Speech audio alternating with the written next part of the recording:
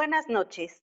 Grupo Educativo Interdisciplinario en Sexualidad Humana y Atención a la Discapacidad, GayShat AC, te da la más cordial bienvenida a la cuarta sesión de las Jornadas sobre Discapacidad y Sexualidad 2020. GayShat ofrece educación integral de la sexualidad a través de conferencias, cursos y talleres que tienen la finalidad de atender las demandas de formación y necesidades de atención especializada de diversos sectores de la población, es decir, a estudiantes y profesionistas de instituciones tanto públicas como privadas, población que requiere información en materia de sexualidad, medios de comunicación como prensa, radio y televisión. Y por supuesto, nos enfocamos principalmente a la atención de personas con discapacidad. Contamos con más de 30 talleres que van dirigidos tanto a niñas, niños y jóvenes con y sin discapacidad, a profesionistas, madres y padres de familia y público en general. Impartimos 2 diplomados, uno sobre discapacidad y sexualidad y otro sobre sexualidad infantil y adolescente. También contamos con una maestría en discapacidad y sexualidad en convenio con el Instituto Mexicano de Sexología AC, IMESEX. Nuestra oferta de conferencias incluye más de 80 temas sobre sexualidad y 80 más sobre discapacidad.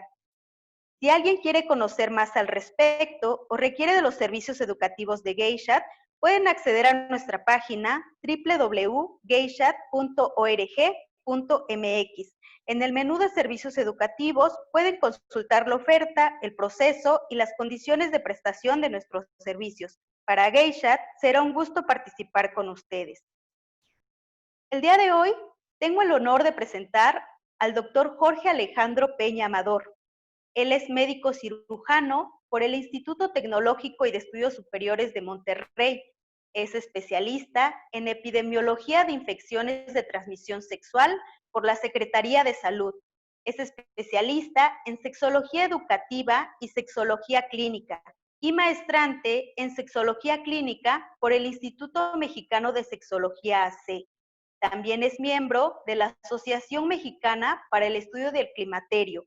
Es miembro honorario del Grupo Educativo Interdisciplinario en Sexualidad Humana y Atención a la Discapacidad, GayShat AC, y miembro de la Asociación Mundial para la Salud Sexual.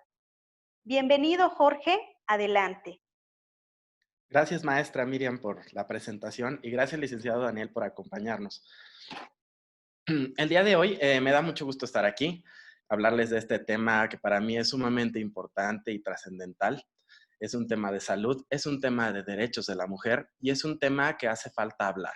Hace falta hablar para darlo a conocer y lograr hacer ese cambio en las políticas públicas de nuestro país para poder llevar a cabo el respeto del derecho de la mujer y que éste se cumpla. Antes de comenzar, me quiero permitir una cita. Voy a citar a la Constitución Política de los Estados Unidos Mexicanos.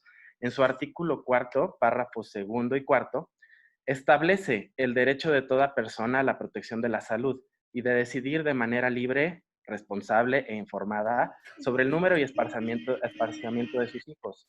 Y es responsabilidad del gobierno lograr el bienestar físico y social de la mujer y contribuir así al pleno ejercicio de sus capacidades. Como pueden ustedes escuchar, está en la ley, está escrito, pero ¿qué está sucediendo que no se está cumpliendo? ¿No? Es lo que vamos a revisar a lo largo de esta presentación y ahora sí comenzamos. Les prometo que esta no es una presentación que los sature de terminología médica, pero sí va a ser de utilidad conocer un poco estos conceptos, porque los vamos a utilizar a lo largo de la presentación. Entonces, vamos a hablar del aborto. Entonces, empecemos con su definición de la Organización Mundial de la Salud, que lo define como la interrupción de un embarazo tras la implantación del feto fecundado en el endometrio antes de que el feto haya alcanzado viabilidad. Una vez ya que definimos el aborto, ahora sí lo podemos clasificar. Este tiene varias clasificaciones, dependiendo de la circunstancia en la que se dé. Primero que nada está el aborto espontáneo, que es el más común. Deben ustedes de saber que este ocurre pues de manera natural, sin ningún tipo de intervención. y se estima que cerca del 30% de los embarazos diagnosticados, por así decirlo, van a presentar algún tipo de sangrado. De este sangrado, aproximadamente la mitad es donde sucede este aborto espontáneo.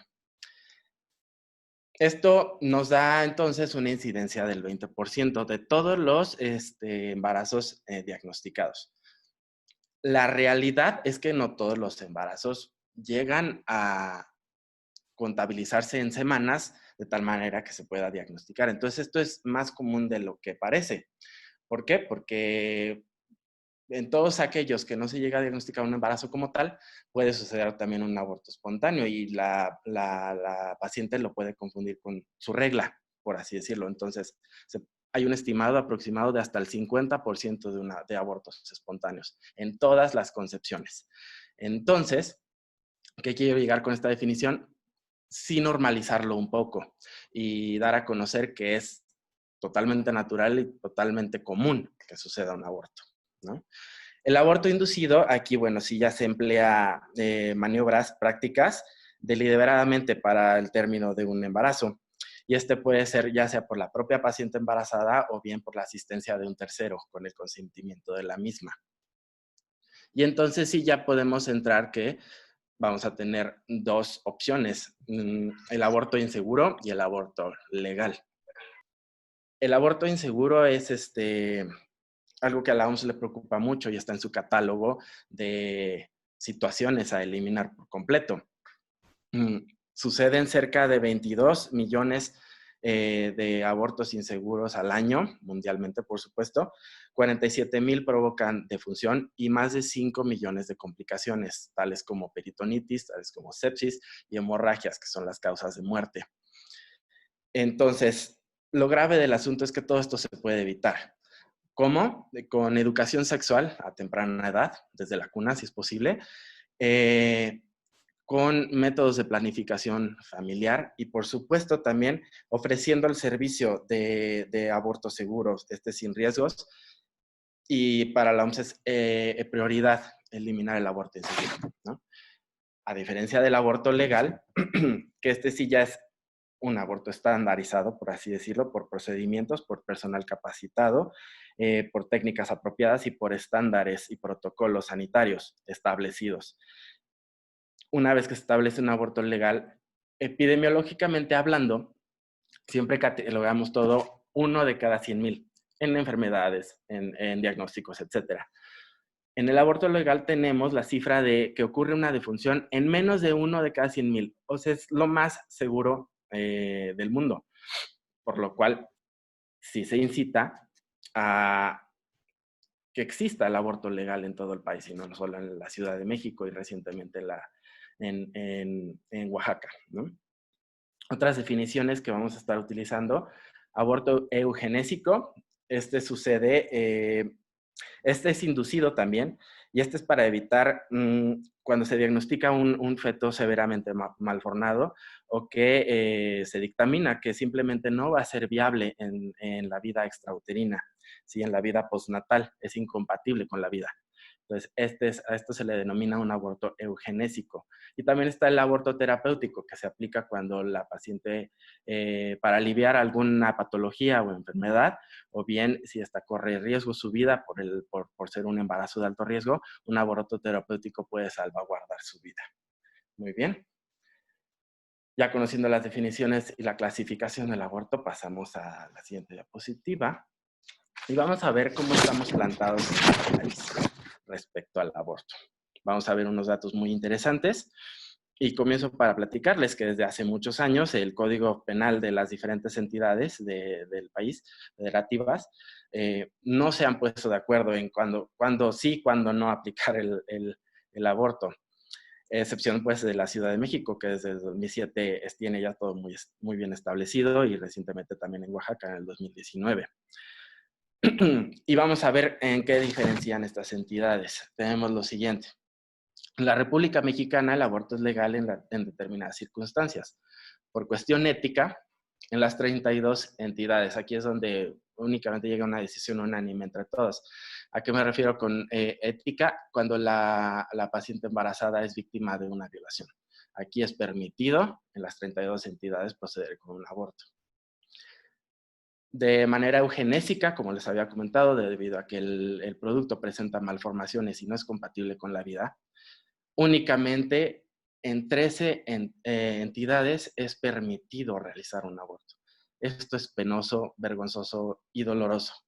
Que la paciente embarazada tenga que llevar a término su embarazo debido a, sabiendo además que no va a ser compatible con la vida, pero si lo llega a terminar, pues puede tener consecuencias penales. Menos de la mitad de las entidades lo permiten. Es muy triste. Riesgo de vida, cuando el paciente presenta un riesgo de vida, en 29 entidades esto es permitido. Imprudencial, cuando realmente es por algún accidente, no tenía la intención, no es doloso, es culposo. En 30 entidades, ahí nos queda todavía una flotando por ahí, que todavía no lo permite, ¿no? Y cuando el embarazo presenta daño a la salud de la presente, que es un poco diferente del riesgo de vida. Entonces, como por ejemplo, para prevenir ese riesgo, para permitir que siga avanzando, pues solamente es en 11 entidades, es permitido. Inseminación artificial no consentida. Es muy poco común, pero sí es importante que exista y que se conozca, por supuesto, cuando la paciente, por algún motivo, ha sido inseminada artificialmente y ella no consintió de este procedimiento. Bueno, en 11 entidades tiene permitido realizarse el aborto. Y una muy interesante también, cuando la paciente está en situación de pobreza y cuenta con 3 hijos, también es permitida realizarse un aborto. Esto solo sucede en una entidad, que es Yucatán. Por ahí leí que Michoacán también lo permite, pero la verdad no lo quise poner aquí porque en la cita no pude confirmarlo. Pero Yucatán 100% seguro que sí. Y entonces, pues aquí podemos reflexionar un poco, ¿no? Nos hace falta mucho todavía unificarnos como país. Tienen que ustedes conocer que las leyes del aborto en la mayor parte de nuestro país datan de los años 30 y solo la mitad o incluso una tercera parte se han revisado desde entonces y en muchos de estos casos ni siquiera han sido para ayudar, sino al contrario, para violentar los derechos de las mujeres. Entonces, sin lugar a dudas, el problema del aborto es un problema de salud, pero más que nada forma parte de los derechos humanos de las mujeres y como tal debe ser respetado. Aprovecho también quizás esta diapositiva para hablar un poco sobre el derecho a la libertad de conciencia y de cómo la puede ejercer el prestador de servicio. Como ustedes saben, también el prestador de servicio puede objetarse a realizar un aborto si su conciencia, digamos, no puede vivir tranquilo con eso. Entonces, también es su derecho. Sin embargo, no se le puede negar el servicio a una paciente que lo requiere. Si el proveedor de servicios quiere objetar conciencia, entonces tiene que referir a la paciente de inmediato a un personal que sí se lo pueda realizar en ese mismo día. Es importante nada más saber eso. Ok. Vamos a pasar ahora a los tipos de interrupción legal. Y estos son únicamente de 2 tipos. Número 1, el medicamentoso, a través de medicamentos, que son el misoprostol, un análogo de las prostaglandinas, y la mifepristona, un antagonista del progestágenos. Se tienen que dar estos 2 medicamentos de manera conjunta porque su acción es sinérgica. No se puede dar uno o el otro. Y lo menciono para que también las pacientes lo conozcan, ustedes los conozcan. Suelen haber ocasiones en las que los institutos se quedan sin algún medicamento, incluso ambos, ¿no? Y pues sí, aquí es derecho de la paciente exigir que se les dé los 2. ¿Por qué? Porque si no la efectividad se reduce muchísimo. También tenemos el tipo quirúrgico, que es bajo la técnica de una aspiración manual endouterina y también el legrado intrauterino. Sin embargo, solo se utiliza la aspiración manual. Esta es una técnica sí quirúrgica, pero también le da el carácter de ambulatorio. ¿Y esto qué quiere decir? Que las pacientes que acuden y se les decide realizar esta técnica, van a salir de alta ese mismo día, no requieren de ningún tipo de internamiento, ni mucho menos, pero sí sigue siendo quirúrgico, se establecen todos los protocolos de sanitización y esterilización, pero es ambulatorio, sale de alta el mismo día. Ok, pasamos a la que sigue. ¿Quién va a determinar qué se decide? Pues es a criterio médico. Y vamos a dar la estadística. Ok. Aquí pueden observar, desde que inició el programa en la Ciudad de México en el año 2017, en el 2007 al 2018, que se hizo el corte, y les presento estos datos, tenemos cerca de 198,906 pacientes que han procedido a la interrupción legal en la Ciudad de México. 77% ha sido a través de medicamentos, 22% de aspiración manual y solamente el 1% de un legrado intrauterino. Si esta gráfica la viéramos en interrupciones no legales, clandestinas, podríamos ver que el legrado intrauterino ahí subiría muchísimo. Y ahí es de donde se vienen todas las complicaciones. Aquí únicamente es el 1% y este es debido a que todavía se encuentra alguna membrana posterior al uso de medicamentos o a la aspiración. Llama mucho la atención si nosotros observáramos esta gráfica a principios, en los primeros 5 años de que inició el programa del ILE en la Ciudad de México, la gráfica de medicamentos estaría cerca del 95%. ¿Por qué cada vez se reduce y por qué cada vez se incrementa más la de la aspiración? Bueno, pues porque hay mucha afluencia de los estados vecinos de toda la República e incluso de pacientes extranjeras que vienen a practicarse el ILE aquí a la Ciudad de México. Y cuando acude una paciente que es foránea, no nos podemos dar el lujo de darle medicamentos, ya que las pacientes siempre cuentan con una cita subsecuente. Entonces, pues para volverles a realizar el ultrasonido y darnos cuenta que efectivamente ya no hay nada en la cavidad uterina. En las pacientes foráneas no nos podemos dar ese lujo y no sabemos si van a regresar o si cuentan con la posibilidad de regresar. Por lo tanto, en ellas se decide por la aspiración manual endouterina, se realiza y ese mismo día se verifica que no haya nada en la cavidad a través del ultrasonido. Entonces, debido al éxito de este programa, pues sí, cada vez hay más pacientes que vienen de otros estados y la gráfica se mueve hacia el azul oscuro. Pero esto no quiere decir que sea porque los medicamentos no sean efectivos. Si esto fuera legal en todas las entidades federativas, en todo el país, les puedo cada vez garantizar que la gráfica de medicamentos sería de cerca del 95 al 97%. Entonces, ese es un dato que pues llama mucho la atención. Otros datos estadísticos de relevancia. Tenemos que de estas 200,000 personas, de estas 200,000 pacientes que han entrado al programa del ILE, 40.5, la mayoría de ellas presenta preparatoria terminada. El 53%, más de la mitad, son solteras. 46% del grupo de edad más importante que ha recibido la implementación de este programa son de 18 a 24 años. 34.8% se dedica al hogar y 28% se lo realiza durante las primeras 4 semanas de gestación. Esto es muy bueno debido a que entre más temprano se diagnostica el embarazo y se hace la interrupción, menos riesgo de complicaciones o de no efectividad va a haber. Entonces, realmente son muy buenos porcentajes. Ok, ¿qué sigue? Ahora vamos a hablar de los criterios de exclusión.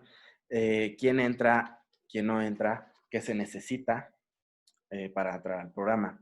Y realmente no es la gran cosa. En mayores de edad, identificación oficial, comprobante de domicilio. No importa que no sean de la Ciudad de México, les repito, se atiende también a pacientes extranjeras y pacientes foráneas. Y tipo sanguíneo. Este sí es muy importante que lo traigan consigo de un laboratorio avalado por cédula profesional del profesional que lo realiza o de quien es responsable de sus técnicas de laboratorio, debido a que si la paciente llegara a requerir una transfusión sanguínea es necesario conocer su tipo sanguíneo, pero también por patologías autoinmunes que existen en las embarazadas y es necesario conocer este tipo sanguíneo. ¿Qué sucede con las menores de edad? ¿Pueden las menores de edad acudir al programa del ILE?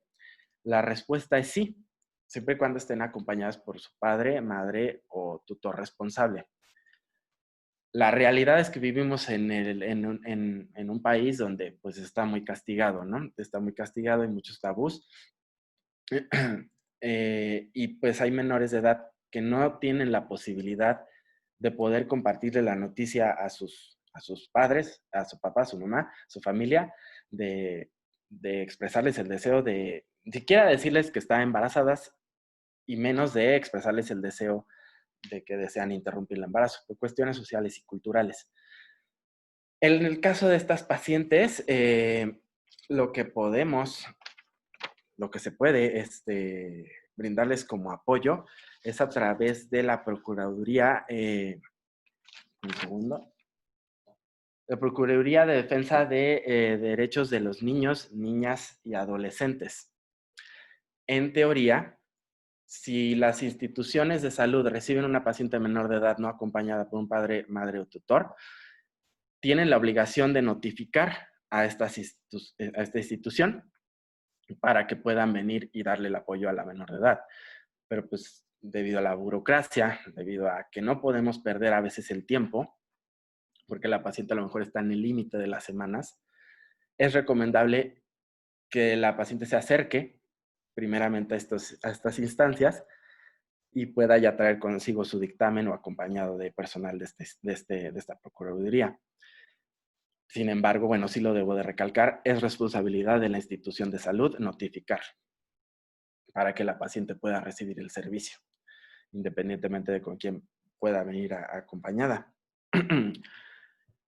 Otro criterio muy importante, como ya se los había establecido, es contar con menos de 12.6 semanas de gestación. Esto se dictamina ahí mismo en la institución, no pueden traer un ultrasonido de fuera, por así decirlo. Se hace ahí mismo el ultrasonido y ahí mismo se dictamina y se determina las semanas de gestación y si entra o no entra. Otro aspecto muy, muy importante es recibir la consejería correspondiente. El personal de trabajo social de la unidad de salud siempre les va a dar una plática que trata de métodos de planificación familiar. Y si bien la consejería es obligatorio tomarla, no es así el irse con un método de planificación familiar. Este es un tabú este es un mito también que hay que desmentir de una vez. Las pacientes no están obligadas de ninguna manera a irse con un método de planificación. Sin embargo, es una gran área de oportunidad. Aquí es donde ese personal de trabajo social debe de incidir con información actualizada, apropiada y sobre todo con gran sensibilidad para poder penetrar así en las pacientes esta información y sí puedan aceptar un método de planificación familiar, evitar un embarazo de alto riesgo en un futuro y sabiendo que este método pues se aplican métodos temporales que se puede quitar en el momento que ella decida y es nuevamente, por así decirlo, fértil desde ese momento. Y por supuesto también un consentimiento informado que autoriza dar pauta a este procedimiento de interrupción legal del embarazo. Ok. Una cosa es la interrupción legal del embarazo y otra cosa es la interrupción voluntaria del embarazo. No es lo mismo y aquí vale la pena hacer la distinción. En la interrupción voluntaria del embarazo es aquella que se puede realizar hasta la semana 20.6 de gestación, pero esta es única y exclusivamente como consecuencia de una violación sexual, sin que la usuaria lo haya denunciado o desee querellarse. Ella todavía está en su derecho de hacerse esta interrupción. Sin embargo, aquí es un poco diferente porque requiere ir a una unidad que cuente con un ministerio público. Generalmente esto es en las unidades hospitalarias, no tanto en las unidades de salud como los centros de salud donde están estas clínicas de sexualidad, de interrupción legal del embarazo. Esa es la única diferencia, pero sí son diferentes y vale la pena hacer la distinción. Los beneficios que la interrupción legal trae, por lo cual es importantísimo se legalizara en todo el país, Punto número 1 es la disminución de la morbimortalidad materna. La mortalidad materna es una injusticia social y no es una desventaja en salud, por así decirlo. Una maternidad sin riesgo es un asunto de derechos humanos. Las pacientes no tendrían por qué morir por estar embarazadas. El embarazo no es una patología ni es una enfermedad. Y no tendría por qué haber muertes maternas en todo el mundo. Por lo tanto, es una cuestión, sí, de derechos humanos y que es importante atacarla. Disminución de costos en salud por complicaciones de embarazos de riesgo, por supuesto, y no planeados. Imaginen ustedes, son 200,000 pacientes que se han atendido aquí en la Ciudad de México, en los que, pues sí, no han costado ni para ellas ni para el Estado ningún costo. Tanto la interrupción como lo que vendría si se llevara a cabo ese embarazo, por supuesto, es a lo que me quiero referir. Reducción de tasas de embarazos en la adolescencia y niñas menores de 14 años. Cualquier embarazo en una menor de edad es un embarazo de riesgo y es un embarazo que de preferencia deberíamos de poder evitar, desde con educación sexual hasta con métodos de planificación. Y por eso también la implementación de métodos de planificación familiar es un beneficio que se trae de implementar este programa de interrupción legal del embarazo. Realmente para concluir, como resumen, les quiero compartir que pues hay que eliminar todas las barreras sociales, económicas y culturales que limitan las opciones en las mujeres y su capacidad de tomar decisiones. Situaciones como el matrimonio y el embarazo a temprana edad restan opciones a las mujeres. La maternidad segura debe ser una prioridad política del gobierno y también del proveedor de salud y de la sociedad civil. Por eso, una vez establecido, la despenalización no fomenta ni la interrupción del embarazo, pero sí garantiza que la mujer que decida llevarlo a cabo sea bajo condiciones seguras sin poner en riesgo su vida, con independencia de su nivel socioeconómico, raza, religión o condición civil. Esto se compara con un ejemplo, sí, quizás absurdo, pero existe, es muy comparable. Es como existe la ley del divorcio. No porque exista la ley del divorcio significa que todos los matrimonios se tengan que divorciar, pero quien sí lo necesite tiene la libertad de hacerlo. Pues aquí sucede lo mismo. Es un derecho de la mujer, es un derecho que se debe de cumplir. Muy bien. No me despido, permanezco aquí en pantalla y vamos con lo que viene a continuación. Ok, muchas gracias, doctor Jorge. Si tienen alguna consulta, tenemos en pantalla los datos de contacto del doctor y como lo menciona, si tienen alguna pregunta o duda respecto al tema que quieran plantear al doctor Jorge, este es el momento, pueden hacerlo mediante nuestro chat. Les leemos por ese medio.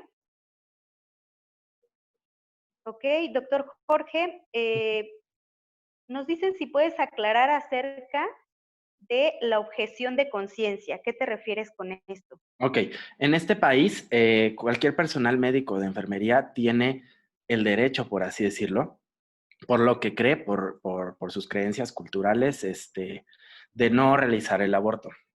Vivimos en un país muy católico, ¿no? Entonces, sí está en la ley que pueden objetarse a realizarse.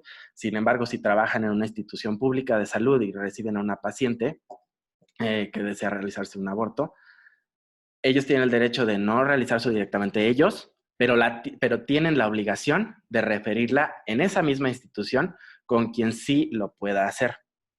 Esto realmente es muy poco común.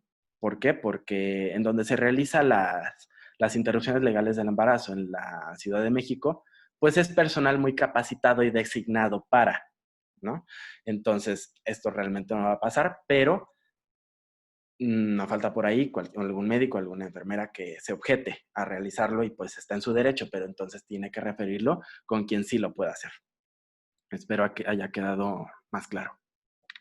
Ok. Nos dicen también que hace un momento hablaba de las condiciones para la interrupción legal del embarazo, la ILE. ¿Cuáles serían entonces para la IBE? Dice, ¿cuáles son los criterios? Las mismas. Las mismas, lo único, es decir, ser mayor de edad, si es menor de edad, entonces ir acompañada de madre, padre, tutor o del personal de esta Procuraduría de Defensa de los Derechos de los Niñas, Niños y Adolescentes. tipo sanguíneo, pero aquí la única diferencia es que tiene que ir a una institución de salud que cuente con Ministerio Público. Por darles un ejemplo, sé que el Hospital Valbuena es donde se puede acudir aquí a hacerse interrupción legal y interrupción voluntaria en caso de violación. Ok. También nos plantean que cuál sería la diferencia entre interrupción legal del embarazo y aborto. Ok, por eso definimos aborto al inicio. Aborto es la definición de la OMS como, digamos, la pérdida de esta concepción y ya, ya ponerle la definición legal es clasificarlo. Entonces, podemos decir que el aborto legal es un tipo de aborto. Ok. También nos preguntan cuáles serían los criterios o procedimiento de interrupción legal del embarazo en mujeres con alguna discapacidad. Sí, claro. Si la paciente está embarazada y desea interrumpir su embarazo y, digamos, no carece de sus facultades mentales y puede decidir por ella misma, por así decirlo, no hay ninguna diferencia. Son los mismos criterios que las pacientes que no cuentan con una discapacidad. Ok. Nos dicen, ¿cuál es la obligación ética que tienen los médicos con respecto al derecho tanto del embarazo como del aborto de las mujeres con discapacidad y la esterilización? Ok, sí, esa es muy buena pregunta. Como les comento, la obligación del personal médico y del personal de enfermería también es atender a la paciente y resolver su situación. Eso. Si ellos directamente no lo pueden hacer, la tienen que referir con quien sí lo puede hacer. Por ejemplo, si llega una paciente con discapacidad y a lo mejor es una discapacidad algo compleja, por así decirlo, y ellos no cuentan con las herramientas para poderle ayudar, la tienen entonces que referir a un hospital de tercer nivel, donde cuenten con todas las especialidades de ginecología, obstetricia y la especialidad que requiera la paciente, en este caso, con discapacidad.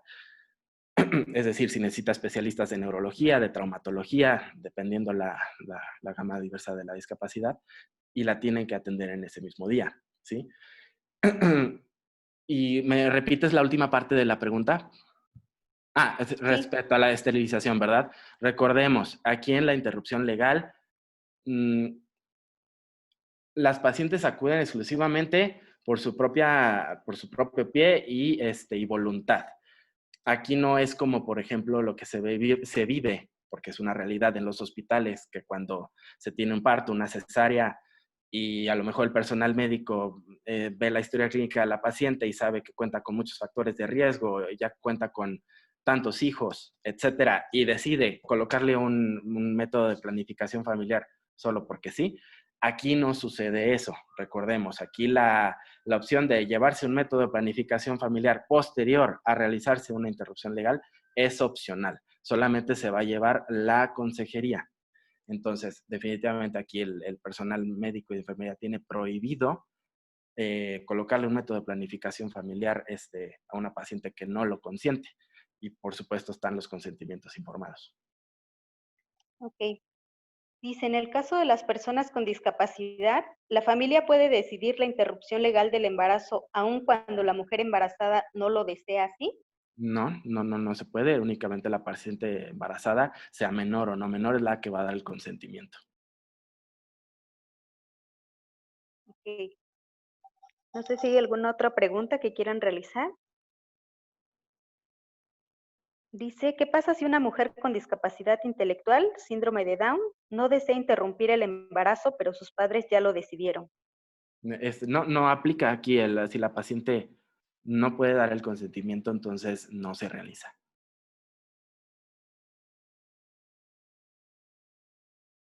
¿Hay alguna otra pregunta que quieran realizar?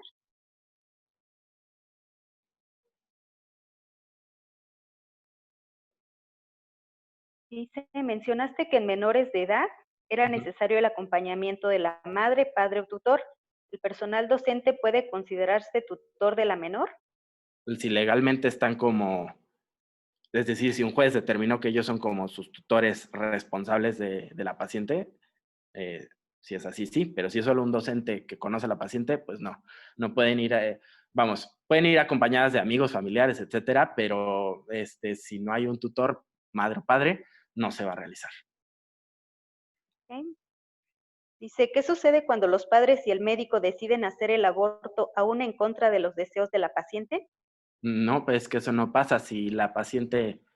Estamos hablando aquí de interrupción legal, ¿sí? No, no, no estamos hablando de otras circunstancias en las que a lo mejor se viven en los hospitales. Recordemos, la interrupción legal es una instancia en la que las pacientes acuden voluntariamente. Ese es su único deseo, ir a que les practiquen una interrupción. Entonces, si ella no va por su propio pie y decide hacerlo y no hay un consentimiento de ella, no se va a realizar. Si Ok, sucede, por ejemplo, el caso de que se tiene que hacer una interrupción porque el feto no es viable, porque representa un riesgo, esa no es una interrupción legal, eso más bien es un aborto eugenésico, un aborto por riesgo, y entonces ese se tiene que atender, pero en una estancia hospitalaria, en una especialidad de ginecología obstetricia, y no es tanto una cuestión de interrupción de legal del embarazo.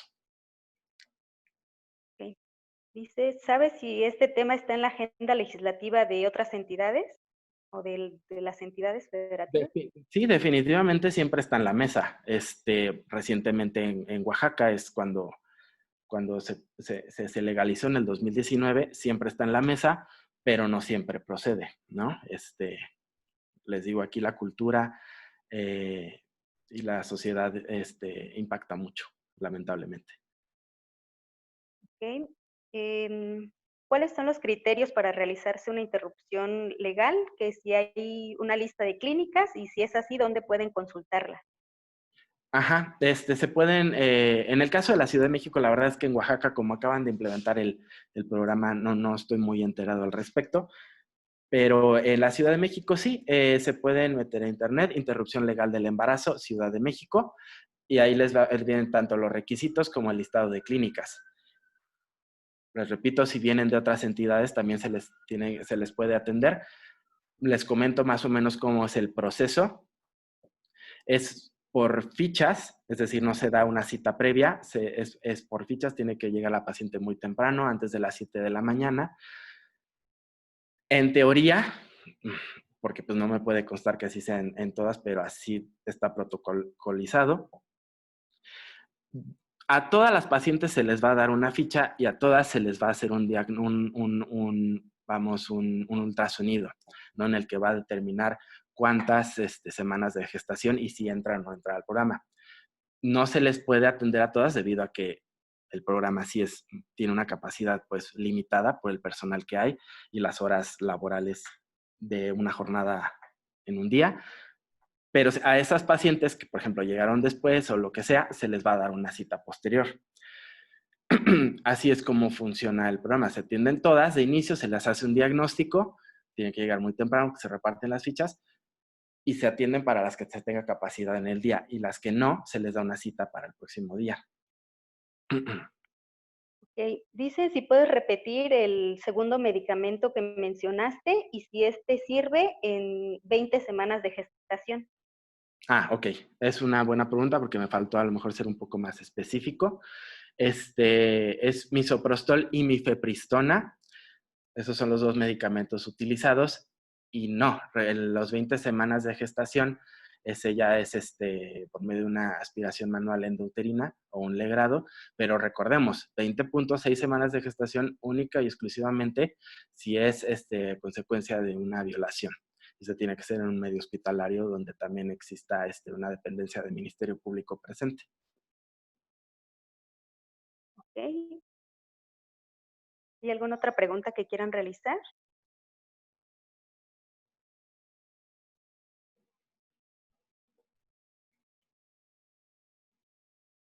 Bien, creo que ya no hay más preguntas.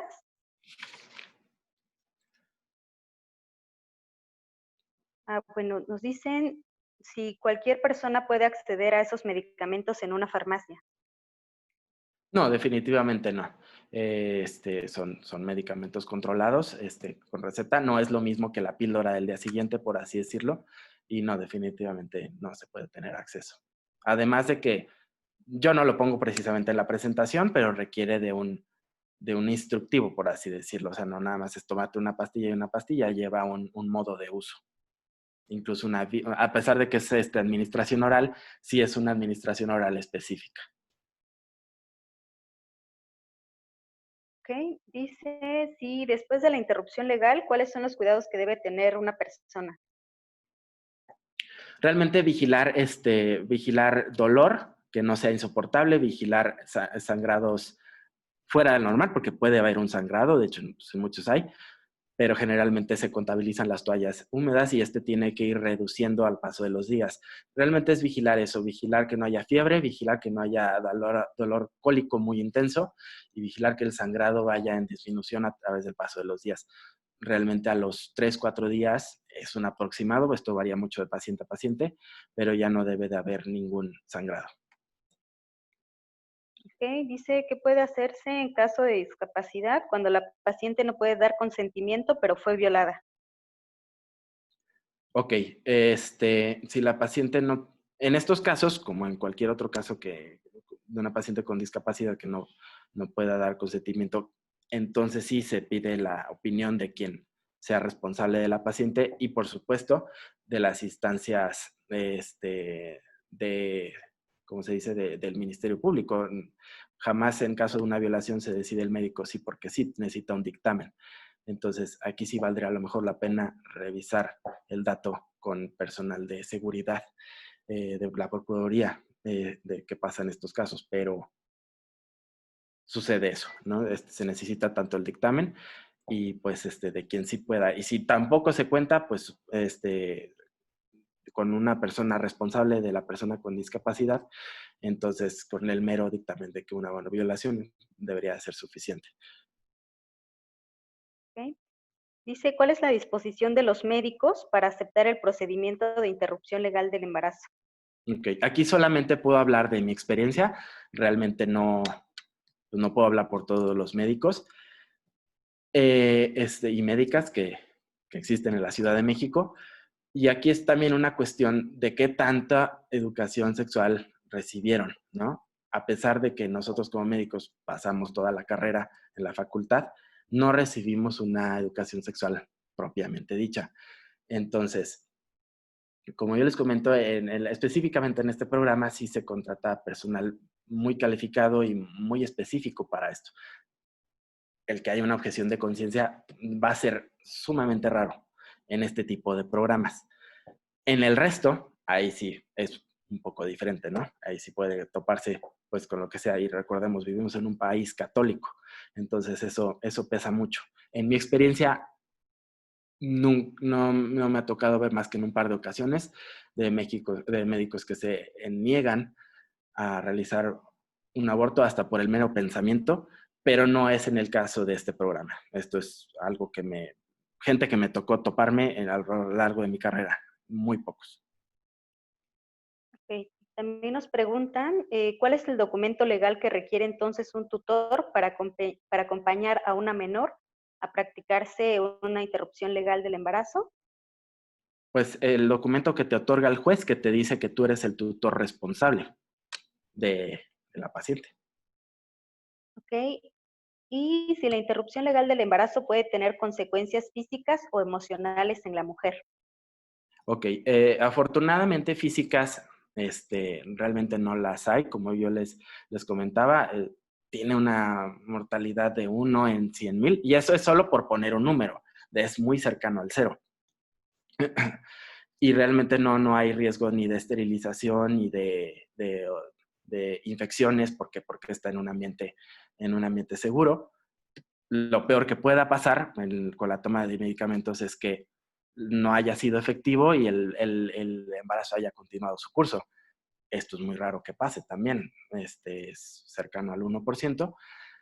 Y ¿me repites el final de la pregunta? Si tiene consecuencias físicas o emocionales. Emocionales. Ujú. Emocionales, definitivamente. Y esta es una gran área de oportunidad también para las instituciones de salud, porque no hay un acompañamiento en la paciente cuando se realiza este tipo de procedimientos. No hay personal de psicología ni de...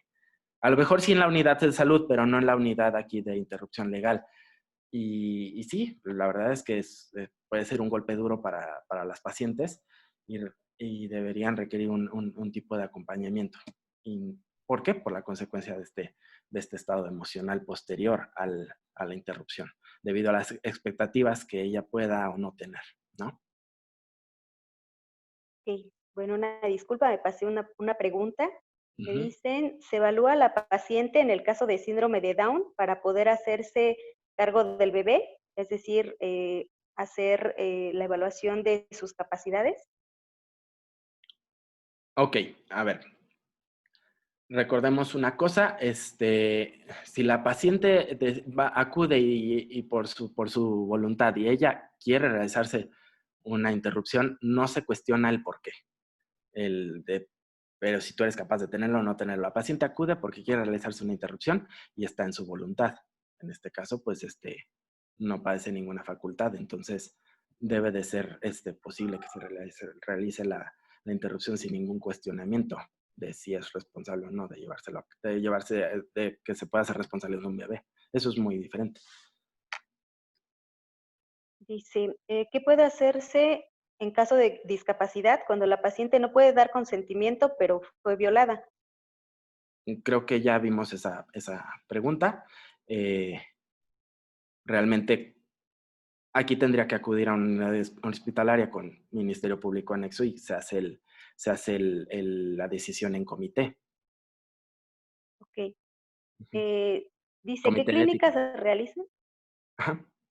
Perdón, ¿qué clínicas realizan la interrupción legal del embarazo en la Ciudad de México? Si nos puedes dar los datos de algunas. Sí, está el Centro de Salud México-España, ubicado en la delegación Miguel Hidalgo, Colonia Náhuac. Es el que conozco de primera instancia. También otra clínica es el del Hospital Valbuena y la otra es el Centro de Salud Beatriz Alemán. Creo que ambas están ubicados en la delegación Venustiano Carranza. El listado completo lo pueden encontrar en internet. Le ponen Interrupción Legal del Embarazo CDMX y es una página oficial del gobierno y ahí viene toda la información de las clínicas, número de teléfono donde pueden pedir más informes. Eh, y me imagino igual en el estado en Oaxaca. Ok. Dice, ¿existe alguna bibliografía que recomiendes para educación sexual en espectro autista? Realmente no conozco alguna bibliografía. Lo puedo investigar, aquí lo anoto, específicamente para para Bueno, también pueden entrar a la página de Geisha, a www.geisha.org.mx y también pueden, bueno, tenemos bibliografía al respecto. perfecto, pues ahí ya tenemos dónde. Dice, ¿qué se puede hacer si se identifica que la paciente con discapacidad está siendo forzada a aplicarse una ILE? Ok, a ver, es que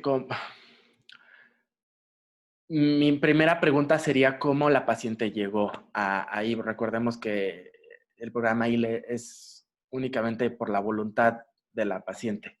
Entonces no nos podríamos ir en contra de su voluntad si ella acudió por su voluntad. Ahí es donde me hace ruido la pregunta.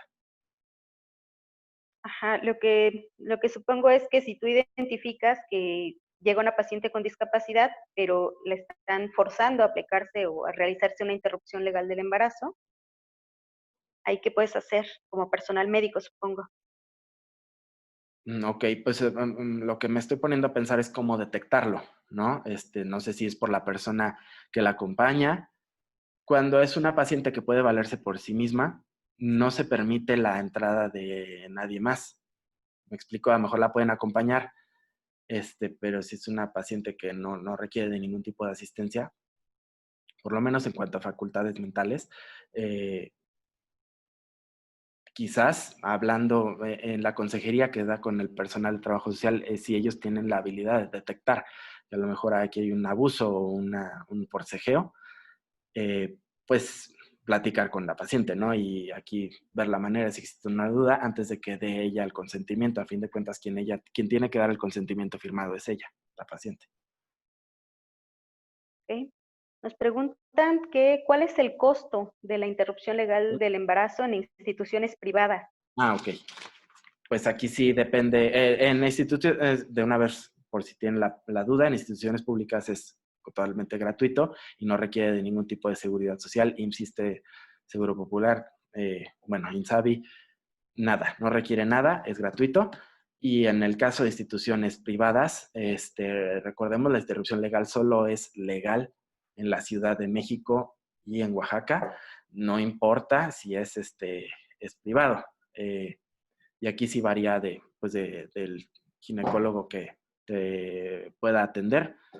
Yo puedo calcular que a lo mejor alguien que se vaya así como muy económico, a lo mejor unos 10,000 pesos, 5,000 a 10,000 pesos, por ahí, a lo mejor un rango. Pero la verdad es que te estoy adivinando. Eso ya depende de cada médico o médica. Ok. ¿Qué capacitación requiere quien realiza la interrupción legal del embarazo y cómo se corrobora que el personal cuente con estas competencias? Ok, en el caso de las instituciones, pues sí, deben de ser médicos, desde médicos generales, la verdad es que médicos cirujanos y médicos generales lo pueden realizar. Estos pues cuentan con un título y una cédula profesional. Se les puede, pero, para que entren a una institución requieren de ese papeleo, ¿no? Pero pues sí se les capacita constantemente en cursos y diplomados al respecto. La verdad, por ejemplo, en los centros que yo conozco, de aquí de la Ciudad de México, no son todos, pero algunos de ellos, son personal especialista, tanto enfermeras como médicos, son ginecólogos y enfermeras especialistas, y todas cuentan con título, cédula profesional y es su único labor, no las meten en otros lados. Me explico, no es la enfermera que está en vacunas, es la que está también en la interrupción legal. No, está designada específicamente para ello. Por eso ha resultado realmente como un programa muy exitoso, porque es personal muy calificado para. Ok. Nos mencionan si el lupus en la madre es un factor que avala el aborto terapéutico. Tendrías que, vamos, el lupus es muy variable y puede afectar a de paciente a paciente. Entonces aquí sería a lo mejor aconsejable la recomendación de tu reumatólogo, porque sí es muy variable el lupus. Ok. ¿Hay alguna otra pregunta?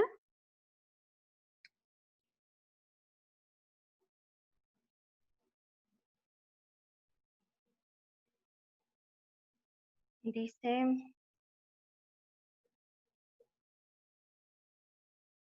existe Mexfam en la Ciudad de México, es una institución privada, ¿no? Supongo que para referir la cuestión de interrupción legal. Ok, ese fue un comentario entonces. Ujú. Ajá. Y que en la página también puede consultar los costos. Ok, Pues bien, si ya no hay más preguntas, agradecemos la participación del doctor Jorge Alejandro Peña Amador por esta conferencia, a Daniel Maya por la interpretación de lengua de señas mexicana y por supuesto a todos y todas por su participación a la sesión del día de hoy. Esperamos contar con su presencia el próximo martes con el tema de uso de condón femenino y masculino con la maestra Maribel Medina. Muchísimas gracias nuevamente a todos y todas. Buenas noches. gracias.